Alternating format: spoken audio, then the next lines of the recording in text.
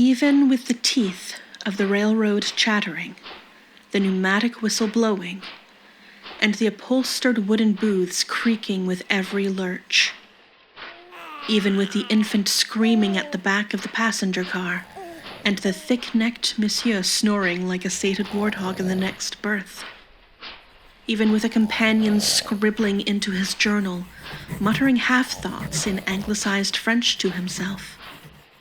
This was still the quietest moment Major Callum Bannatyne had found since before the war. Maybe it wasn't as soundless as ears filled with trench mud, or the winter night after a standstill battle, but to the head, to the heart, to the eyes and soul, this was peace.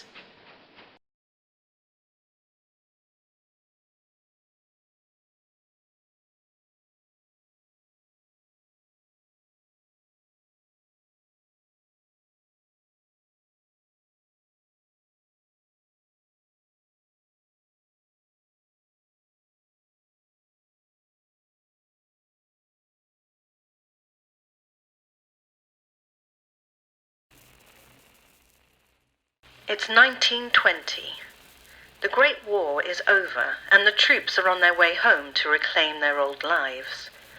But before he can return to his days as a lawyer, Major Callum Bannatyne has one more mission: to ensure the Canadian National Railway builds its newest expansion through his hometown. Newcombe is too small to qualify for a rail station, and so begins a campaign against time and government to guarantee the survival of their community in post-war Northern Ontario.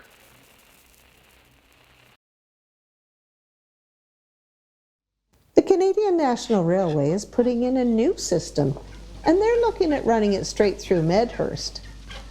The surveyor says they'd prefer to lay the track through our Newcombe, but the government will no longer build a railway station in a town of less than 200 if there's another option available. So we just need to find 41 people who can come into Newcombe and pretend to live here, just for a couple of days until they finish the survey and the new census. After that, they won't conduct another census for a year, and by then the railroad will have already started to Bannatyne build. is trying to defraud the government and has embroiled the entire town in his lies. You should be denouncing his actions, if not contacting the railroad and the Census Commission. Instead, you're abetting him. Up already. There ain't no one left to get round here. Newcombe ain't a place anyone goes to. It's just a place people leave. Cal really had forgotten how to be a civilian. He was used to speaking as clearly, logically, and efficiently as possible, something he'd struggled with at first, having been groomed at law school. The subtleties of conversation held no place in the battlefield. But it was the subtleties that defined a society and a man's place in it.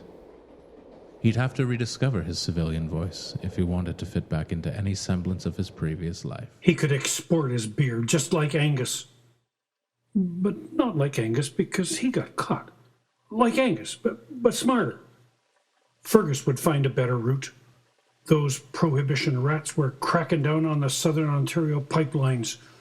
Prohibition. It wasn't for the vets. Booze was mother's milk to soldiers. Prohibition was for the nuns and the priests and the shrill ladies groups of the world. Nearly every mug in the pub was dirty. Damn that boy. And damn if she wasn't getting too old to think of a good punishment. Maybe it was Duff who was getting too old. Peg didn't know how to punish a 22-year-old man. If she weren't his mother, she would have fired him months ago. Despite the rumors around town that Riggs was slow, wasteful, lazy, Duff knew better. Riggs thought deep, deeper than all those gossips could reckon. He was much deeper than Duff, the exception being when they were drunk. When they drank, Duff was the picture of profundity and Riggs was excitable, chattering fast as a schoolgirl. But both are sober, for now. And so Riggs was thinking deep. What were you looking at? The sky. Do you miss it? The sky? I didn't think so until I looked up at it just now. When you flew, was it more like being a bird or a butterfly or a bat? A bird, I think. I don't know, I've never been a bird. Or a butterfly or a bat.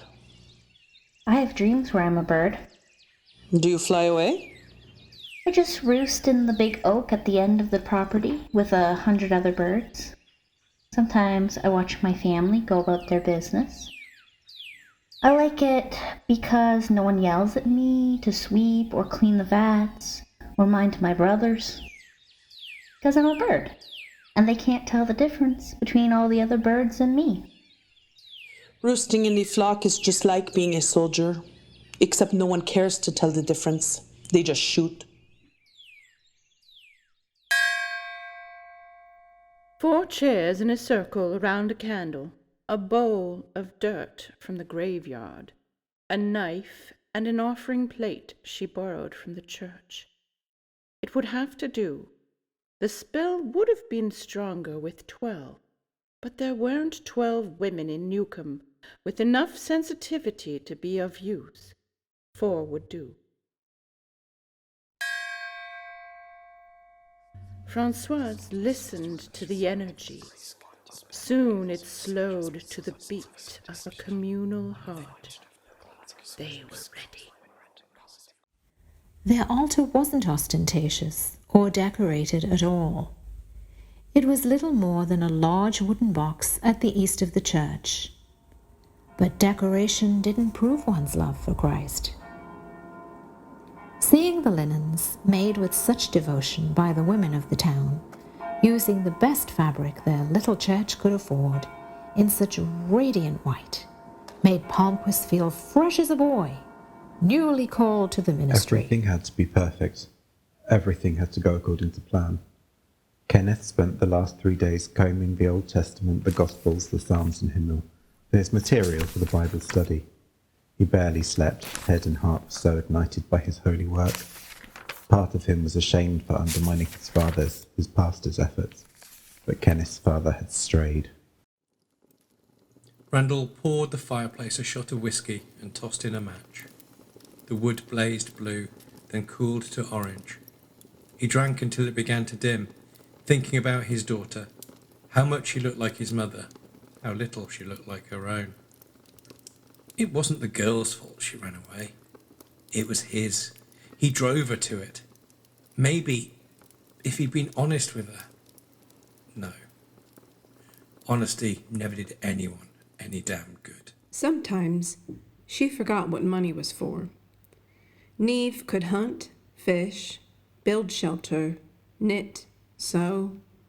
Why did she need it?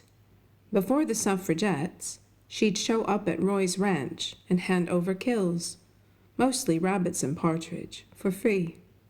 Of course, Roy didn't let her get away with that. He hid rations in her saddlebags, and some of his son's hand-me-down clothes. Eventually, she found money in those bags, too. Her kills were so clean, he said, that his buyers were willing to pay more. She deserved some of that for her mastery.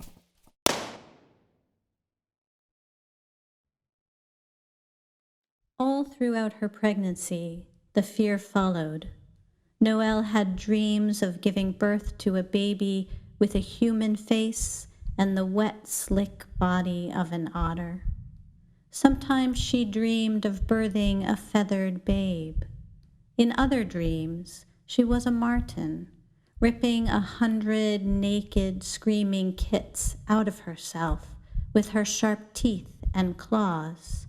She dreamed she gave birth to 20 songbirds in the middle of the tavern as she served Mrs. Lapine her tea. Dear Duff, guess what? I'm getting out of these shit-filled troughs. Jean-Guy and I are joining the RAF. Can you believe that? The Frenchman and I are going to fly planes for the Brits. And I've been recommended for officer training. Captain says I'm leadership material. Whatever the hell that means. Guys jeered when they found out. Called us cowards. But those bastards are just jealous. Out of the mud and into the clear blue yonder. Maybe I'll even get to fly one of those airplanes home to Newcombe.